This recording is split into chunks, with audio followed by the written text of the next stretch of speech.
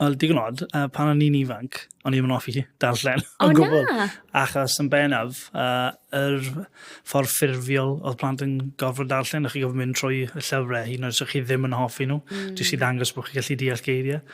A fi'n cofio cael stŵr mawr oedd tua blwyddyn 4, blwyddyn 5, jyst achos o'n i just ddim yn hoffi darllen unrhyw beth. O'n i'n hoffi lluniau, o'n i'n hoffi comics, Pemble, a Rudins, a gwadi.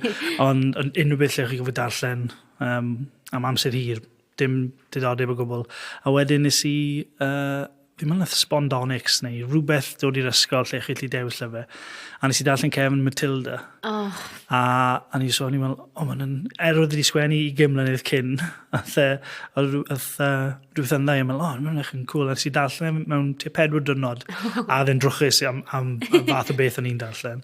A nath hwnna newid popeth. A wedyn nes i dechrau goblo llyfrau. Nes i harddio trwy'r rai ni'n gorfod darllen, so ni'n gallu dewis rai yn hun yn fi.